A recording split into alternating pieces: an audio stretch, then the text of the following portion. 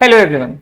तो चलिए स्टार्ट करते हैं हमारा revision of chapter number 16 that is right to information act. दो इसका वेटेज 4 से 5 मार्क्स ही होता है, पर कभी कभी इसमें से एक से ज्यादा क्वेश्चन भी पूछ लिया जाता है, तो it may very from 4 to 8 marks. आप 8 मार्क्स तक का इसका वेटेज मान सकते हो, लेकिन नॉर्मली 4 से 5 नंबर का ही क्वेश्चन आता है। Chapter is very simple, easy to understand and easy to learn as well. अब ये कॉन्सेप्ट क्या है, यहां से हम शुरू करते हैं। सबसे पहले इंट्रोडक्शन में हम क्या देख रहे हैं कि ये एक्ट कब आया, 2005 में, मतलब एकदम से लेटेस्ट एक्ट है, कोई बहुत पुराना नहीं है। Extends to whole of India, पास हुआ लोकसभा में 11 मई को, राज्यसभा में 12 मई को, और प्रेसिडेंट ने मंजूरी दे दी 15 जून को। तो यहां पे ये आपका इस तरह से लागू हो गया।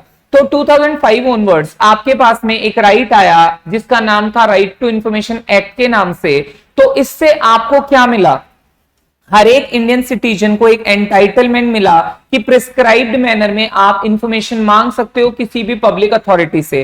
तो इससे हम दो चीजें अचीव करेंगे, one is transparency and other is accountability. कि एक तो ट्रांसपेरेंसी आ गई, दूसरा आपकी अकाउंटेबिलिटी आई। हाउ ट्रांसपेरेंसी की आप जो भी कर रहे हो वो सरकार आपको बता रही है, पब्लिसाइज कर रही है हर चीज को, तो पब्लिकली जब चीजें पता चल रही है तो ट्रांसपेरेंसी कहीं ना कहीं बढ़ रही है। दूसरा, अकाउंटेबिलिटी किनकी आएगी, जो भी लोग इस सिस्टम में होंगे उन लोगों को अकाउंटेबल बनना पड़ेगा उन सारे लोगों के लिए जो उनसे इंफॉर्मेशन मांगेंगे। तो जब आप इंफॉर्मेशन देना शुरू करोगे तो अकाउंटेबिलिटी भी ऑटोमेटिकली इंक्रीज हो जाएगी।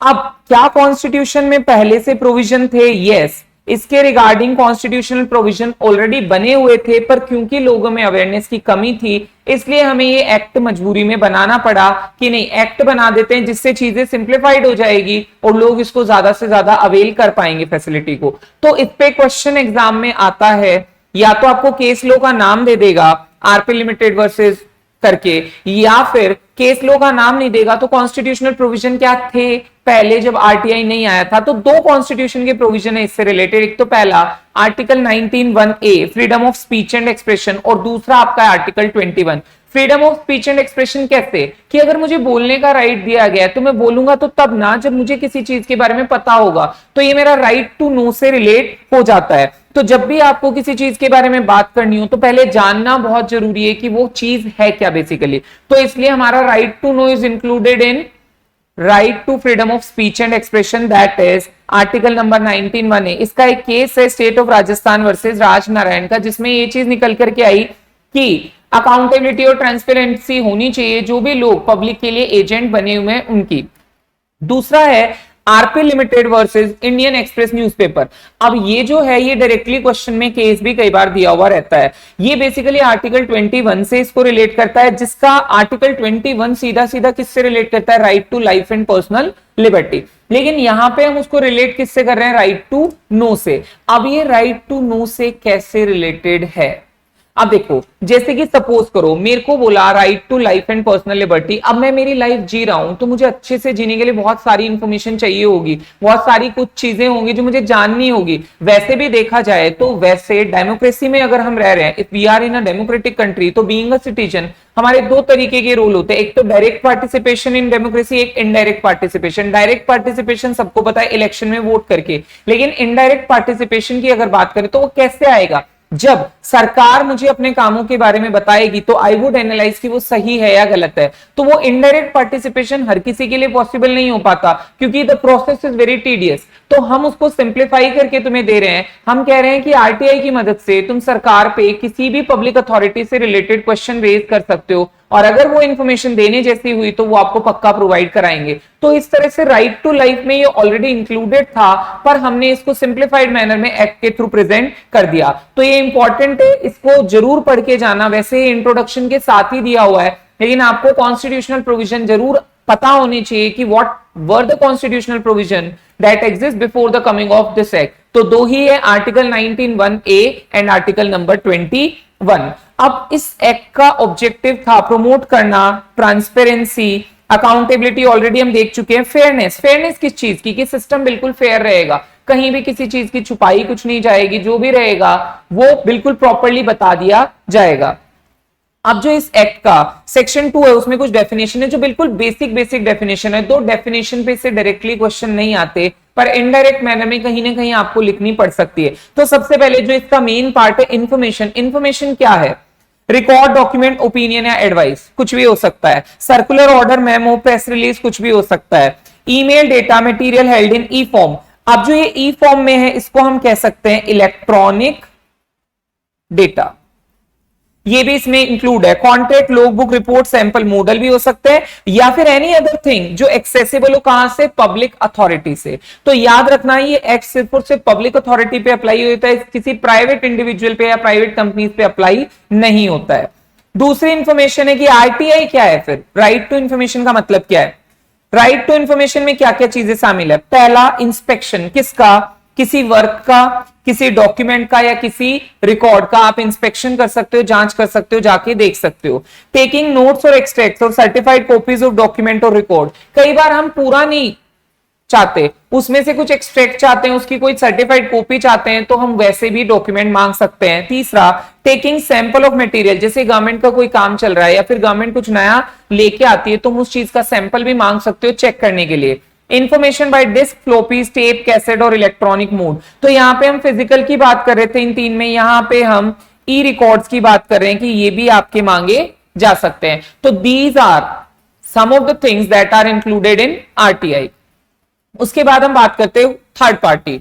थर्ड पार्टी कौन है? जैसे कि मान लो मैं तुमसे इंफॉर्मेशन मांग रहा हूं, तुम मुझे इंफॉर्मेशन कहीं और से निकाल के दोगे, तो मेरे लिए वो पर्सन क्या हुआ? Third party. तो जब मैंने एक पब्लिक अथॉरिटी से इंफॉर्मेशन मांगी पर उसने दूसरी जगह से निकाल के देनी है, तो वो मेरे लिए क्या बन गया? थर्ड पार्टी बन गया। तो ये ही मतलब होता है थर्ड पार्टी का, कि वो पार्टी जिसका ऐसे जो ट्रांजेक्शन में कोई लेना देना नहीं था, मैंने तो तुमसे मांगा था लेकिन तुम कहीं और से लाके दे रहे हो, तो that will be third party for me as well as you. अब आते हैं पब्लिक अथॉरिटी में कौन कौन आएगा जहां से हम इंफॉर्मेशन ले सकते हैं। तो any body constituted by either the constitution, law by parliament, state legislature का लॉ, या फिर notification issued by appropriate government. कि पब्लिक अथॉरिटी में वो सारी आएगी जो या तो कॉन्स्टिट्यूशन से बनी है, या सेंट्रल गवर्नमेंट की बॉडीज है, या फिर स्टेट गवर्नमेंट की बॉडी है, या फिर थी नहीं लेकिन नोटिफिकेशन द्वारा आज की डेट में बता दी गई है कि ये पब्लिक अथॉरिटी की कैटेगरी में आएगी, तो उनसे भी आप इंफॉर्मेशन निकलवा सकते हो। तो ये जो पब्लिक अथॉरिटी है सिर्फ हम उन्हीं से इंफॉर्मेशन प्राप्त कर सकते हैं। अब आता है रिकॉर्ड। रिकॉर्ड क्या है? रिकॉर्ड कुछ भी हो सकता है, physical as well as electronic. तो पहली चीज तो इसमें दो आ जाएंगे, फिजिकल और इलेक्ट्रॉनिक, दोनों रिकॉर्ड इसमें शामिल है।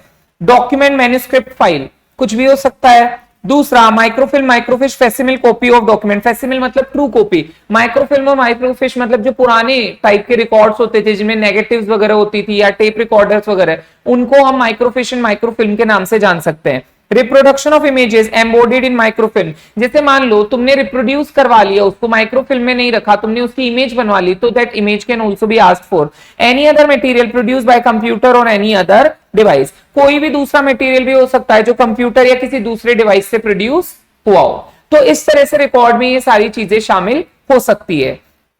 उसके बाद आता है section number 3, person entitled to right to information all citizen of India. अब कौन इंडिया का सिटीजन है उस पे हम सिर्फ इतना देखेंगे कि हमें सिटीजनशिप एक्ट बता देता है कि who will be considered as citizen of India. तो हम ये कहेंगे everybody is not having the right, जो फॉरेनर्स है उनको ये राइट नहीं मिलेगा, सिर्फ वो ही लोग जो इंडिया के सिटीजन है they will be getting the right to take information as per RTI. अब हम बात करेंगे सैलिएंट फीचर। क्वेश्चन आता है इस पे भी एग्जाम में कई बार कि what are the salient feature of this act. इस एक्ट के कुछ मुख्य फीचर्स हैं वो बता दो। तो क्या है? सारी पब्लिक अथॉरिटी पे अप्लाई होता है, हर एक सिटीजन को एंटाइटलमेंट मिला है, फीस भी चार्ज करेंगे जो इंफॉर्मेशन मांगोगे, कुछ इंफॉर्मेशन एग्जेम्प्टेड होगी वो हम नहीं देंगे, साथ ही साथ इंटेलिजेंस और सिक्योरिटी एजेंसी पे नहीं अप्लाई होगा, पीआईओ और एपीआईओ दो लोग होंगे जिनसे आप इंफॉर्मेशन मांग सकते हो। तो these are some of the salient features. और सेलिएंट फीचर्स पे से अगर क्वेश्चन आएगा तो पहले आप आरटीआई को थोड़ा इंट्रोड्यूस करना, देन आफ्टर उसके सेलिएंट फीचर्स बताना वन बाय वन कि इसमें क्या क्या चीजें होती है।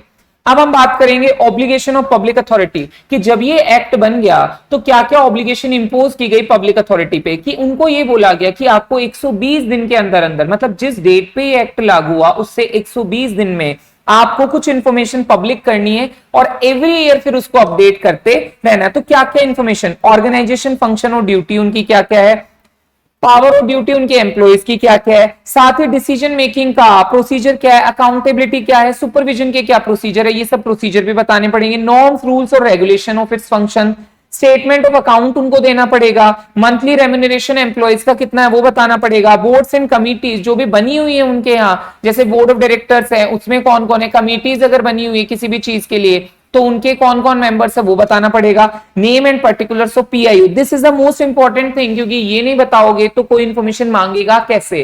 तो once you publicly announce the name of the PIO or APIO, the person will be getting information कि हाँ हम इनसे मांग सकते हैं। Details of social responsibility, social responsibility की डिटेल्स भी यहाँ पे दी जा सकती है कि CSR से रिलेटेड अगर कोई एक्टिविटीज चल रही है तो उनकी भी डिटेल इसमें इंक्लूड हो सकती है।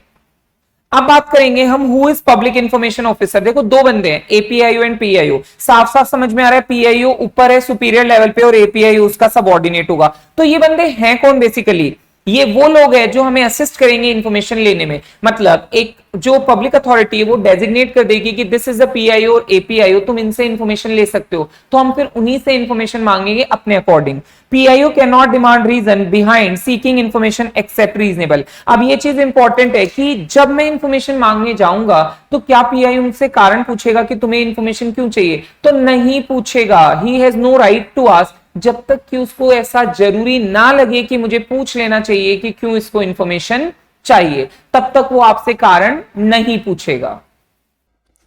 पीआईओ और एपीआईओ के बारे में जानने के बाद हम ये देखते हैं कि what is the process of filing an application under RTI. RTI में हम एप्लीकेशन कैसे फाइल करेंगे, तो सबसे पहले एक पर्सन होगा, जो कौन होगा, सिटीजन ऑफ इंडिया। वो पर्टिकुलर जो भी एप्लीकेशन में होंगे वो राइट डाउन करेगा और किसको देगा, पीआईओ को। फीस और एप्लीकेशन दोनों जा सकती है ईदर इन रिटन और इलेक्ट्रॉनिक फॉर्मेट, इंग्लिश, हिंदी और वर्नैकुलर लैंग्वेज। तो इंग्लिश, हिंदी या कोई भी वर्नैकुलर लैंग्वेज में भी आप दे सकते हो, और साथ ही साथ इलेक्ट्रॉनिक मोड में भी ये फैसिलिटी अवेलेबल है, आप इलेक्ट्रॉनिकली भी इसको फाइल कर सकते हो।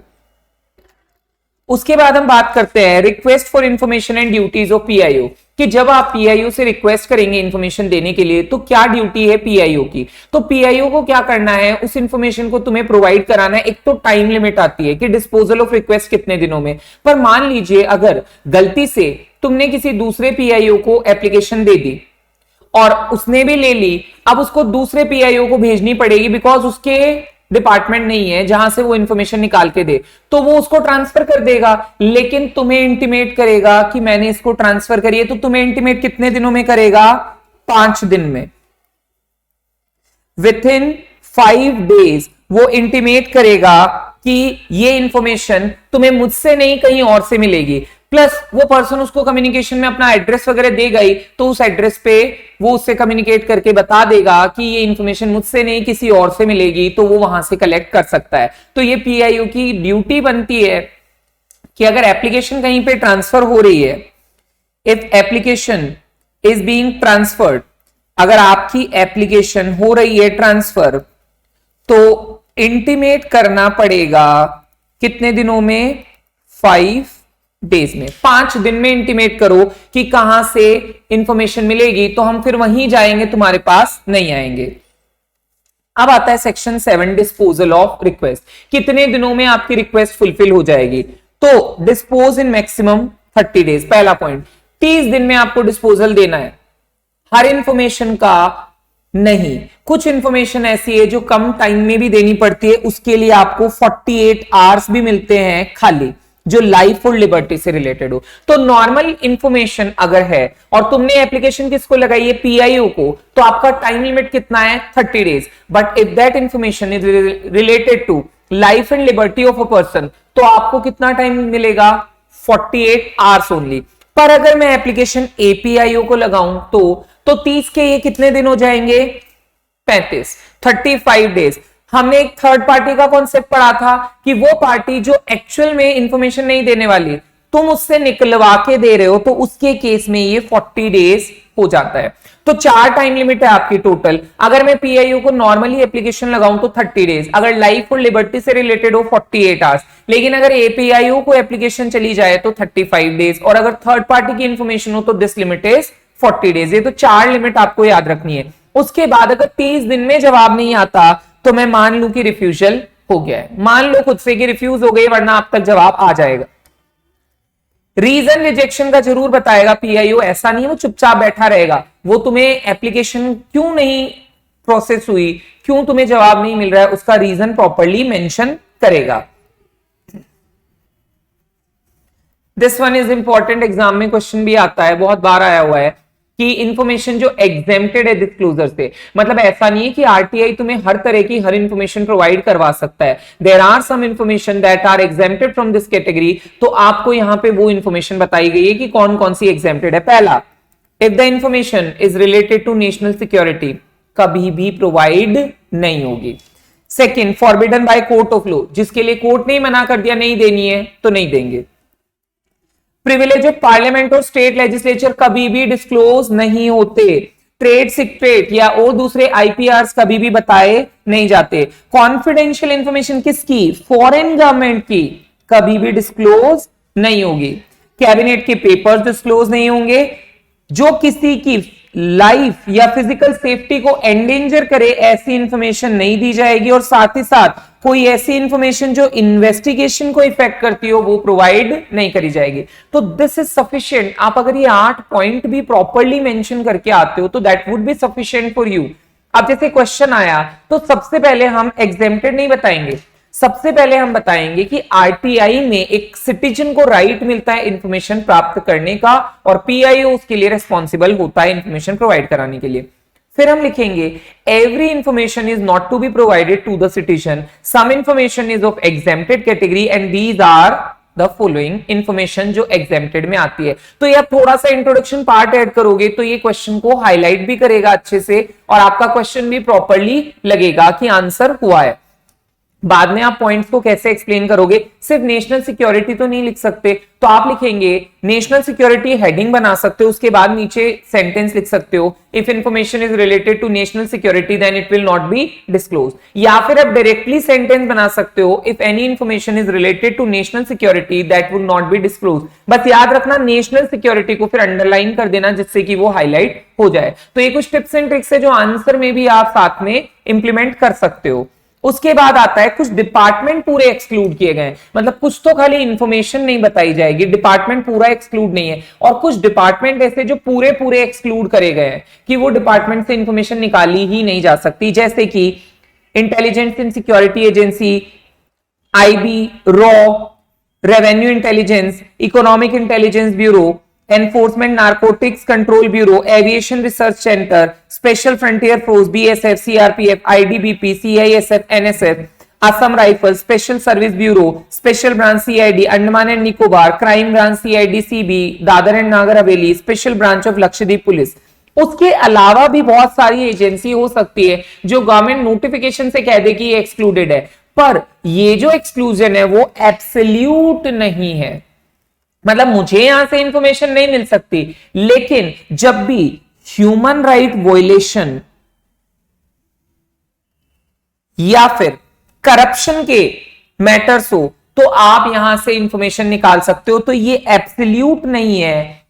यहां से इंफॉर्मेशन कब निकाली जा सकती है, जब ह्यूमन राइट वॉयलेशन या फिर कहीं करप्शन जैसा कुछ दिखे तो आप यहां से भी इंफॉर्मेशन निकाल सकते हो, पर उसके लिए आपको सीआईसी का अप्रूवल लेना पड़ेगा 45 डेज में। तो this is the only condition जो आपको फुलफिल करनी है, अदर देन दैट आप आराम से इंफॉर्मेशन यहां से ले सकते हो। पर याद रखना ह्यूमन राइट वॉयलेशन यहां पे दिखना चाहिए कि ह्यूमन राइट्स का वॉयलेशन हुआ है, तो इन डिपार्टमेंट से भी इंफॉर्मेशन निकाली जा सकती है। अब आएंगे सेक्शन 9 रिजेक्शन ऑफ रिक्वेस्ट, कि इंफॉर्मेशन अगर नहीं दी जा रही तो रिजेक्ट तो हुई है रिक्वेस्ट, तो कैसे? पर्सन ने एप्लीकेशन लगाई पीआईओ को, रिजेक्ट कर दी, क्यों? If involves infringement of copyright, copyright का इंफ्रिंजमेंट हो रहा है, तो कॉपीराइट तो किसमें था? एग्जेम्प्टेड में था, और ये किसमें आता है? सेक्शन 8 में। तो इसका मतलब मेरे को रीजन तो बताया गया ना रिजेक्शन का, तो जब भी मेरी इंफॉर्मेशन रिजेक्ट होती है, नहीं मिलती है एप्लीकेशन पे इंफॉर्मेशन, तो एप्लीकेशन के रिजेक्शन का मुझे रीजन बताया जाता है। तो यहां रीजन बता दिया जाएगा कि this information should not be provided because it is of exempted category, तो हम ये नहीं दे सकते, तो यहां पे ये चीज मुझे बताई जाएगी। अब हम बात करेंगे वो मेन बॉडीज जो क्रिएटेड है इंफॉर्मेशन के डिसिमेशन के लिए या बोलेंगे फ्लो के लिए, कि कैसे कैसे इंफॉर्मेशन फ्लो करेगी और उस पर रेगुलेटरी अथॉरिटी कौन रहेगी, वो हम बात करेंगे। तो that is CIC and SIC. Central level पे जो बॉडी काम करती है that is central information commission, और जो स्टेट लेवल पे काम करती है that is SIC, state information commission. ये दो बॉडीज ऐसी है जो प्रॉपरली इसी चीज पे काम करती है। तो इनमें कॉन्स्टिट्यूशन भी कई बार पूछ लेता है, this one is also important, कि कैसे ये बॉडीज बनी हुई है और ये क्या काम करती है। तो पहला, इसमें एक चीफ इंफॉर्मेशन कमिश्नर होता है, 10 तक इसमें इंफॉर्मेशन कमिश्नर्स हो सकते हैं जो सबऑर्डिनेट होंगे, तो एक तो चीफ और 10 आपके सबऑर्डिनेट। सीजी इसको बनाएगी, डेफिनेटली सेंट्रल गवर्नमेंट की बॉडी है, सीआईसी नाम से ही पता चल रहा है कि सीजी इसको बनाएगी।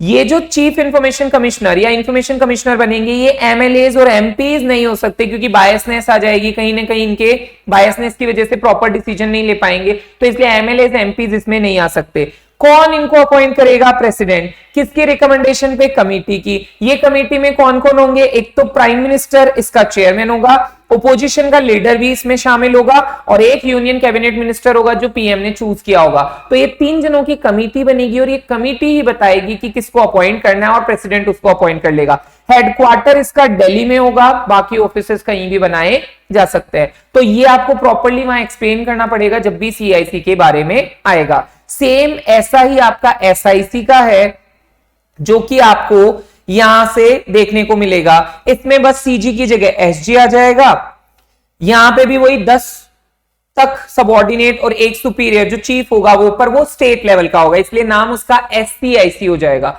State chief information commissioner. वहां पे सीसीआईसी बोल सकते हो आप, central chief information commissioner. Governor, वहां प्रेसिडेंट अपॉइंट करा था, यहां गवर्नर हो जाएगा। वही कमेटी में वहां प्राइम मिनिस्टर चेयरमैन था, तो यहां कौन बनेगा? चीफ मिनिस्टर बन जाएगा, वही ओपोजिशन का लीडर और साथ में कैबिनेट मिनिस्टर। सैलरी इनकी इलेक्शन कमिश्नर के बराबर होती है, इससे हमें इंपॉर्टेंस दिखा रहा है कि कितना इंपॉर्टेंट ये डिपार्टमेंट है। हेडक्वार्टर भी कहीं भी हो सकता है, जैसे भी एसजी बताया। तो आप सिर्फ सीआईसी याद करना, एसआईसी का आप ऑटोमेटिकली बना लोगे, इसको आपको अलग से मेहनत करने की जरूरत नहीं है, बस कुछ नाम चेंज होंगे, प्रेसिडेंट की जगह गवर्नर, प्राइम मिनिस्टर की जगह चीफ मिनिस्टर, इस तरह से आप इसको बना सकते हो, सेंट्रल गवर्नमेंट की जगह स्टेट गवर्नमेंट। अब हम बात करते हैं इनके टेन्योर वगैरह की।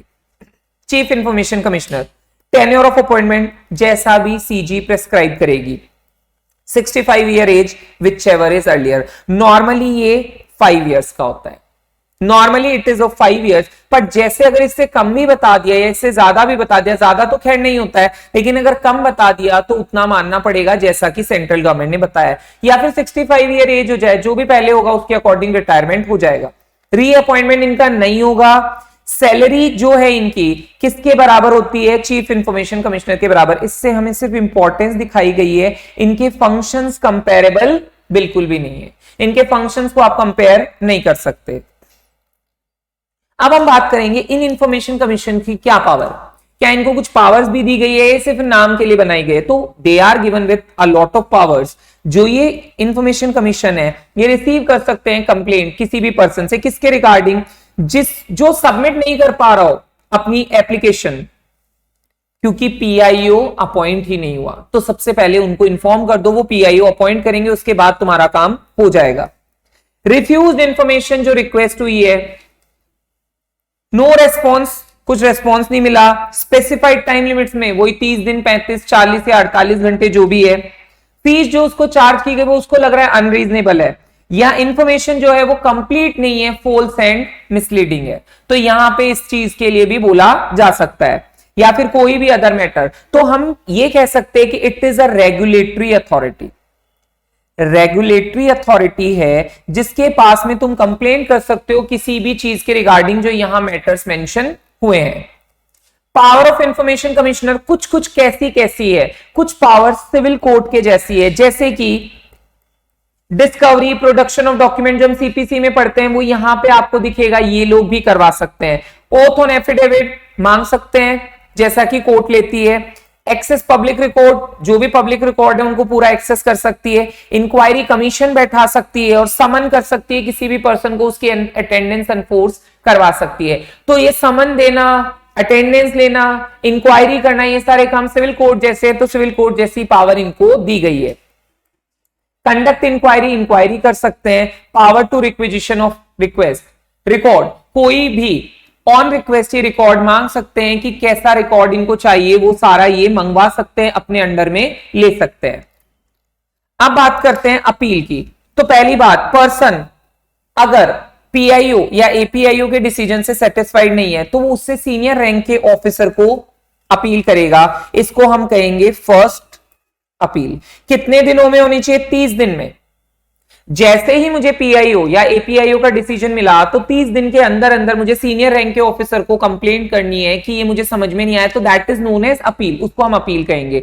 तो जब हम एक डिसीजन से सेटिस्फाइड नहीं होते और हम दूसरी जगह पे जाते हैं हायर अथॉरिटी के पास, तो उसको हम कहते हैं अपील। तो ये अपील 30 दिन में होनी चाहिए, 15 दिन आपको सफिशिएंट कोर्स पे मिल जाएंगे। अगर आप पर्याप्त कारण बताते हो कि इस रीजन से मैं कंप्लेंट नहीं कर पाया, अपील नहीं कर पाया, तो आपको 15 दिन और एक्स्ट्रा मिल सकते हैं। फिर second appeal central information commission में जा सकती है सीधी, क्योंकि अब तुम्हारा काम सीनियर रैंक के ऑफिसर ने भी नहीं किया, तो तुम सीधे सीआईसी या एसआईसी में जाओ 90 दिन में, और सफिशिएंट कोर्स होने पर इसमें भी एक्सटेंशन दिया जा सकता है। तो फर्स्ट अपील के लिए you get a time period of 30 days plus extension of 15 days. For second appeal you get a time period of 90 days plus उसमें भी एक्सटेंशन आपको प्रोवाइड हो सकता है। फर्स्ट अपील कहां? सीनियर रैंक ऑफिसर को। सेकंड अपील कहां? आपकी डायरेक्टली सीआईसी या एसआईसी में, वहां पे अपील हो सकती है। अब उनसे भी सेटिस्फाइड नहीं हुए तो आपको डायरेक्टली कहां अप्रोच करना है? हाई कोर्ट में, क्योंकि सिविल कोर्ट जो नॉर्मल है उनके जैसी पावर तो ऑलरेडी इनको दे रखी है, तो हम फिर कहां पहुंचेंगे?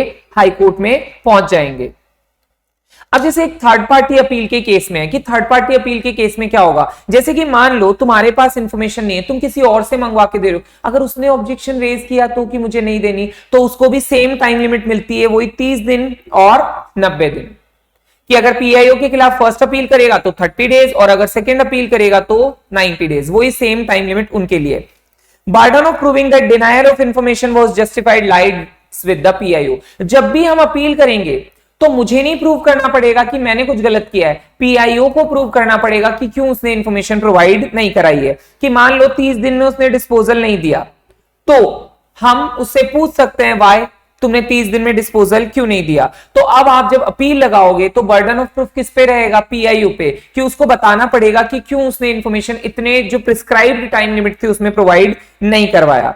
अब जब मान लो कि first appeal shall be disposed with in 30 days, पहली अपील का आंसर मुझे 30 दिन में मिलना चाहिए on date of receipt and shall be extended to a maximum of 45 days from the date of filing, पर ये टाइम पीरियड 15 दिन से ज्यादा एक्सीड नहीं हो सकता। तो मेरी फर्स्ट अपील अगर मैं लगाता हूं तो पहली बात तो बर्डन ऑफ प्रूफ किस पे? पीआईओ पे, उसको प्रूव करना पड़ेगा कि उसने कोई गलती नहीं की। दूसरा कि मुझे जवाब कितने दिनों में मिलेगा? 30 से 45 दिन में मुझे जवाब मिल जाना चाहिए उस फर्स्ट अपील का।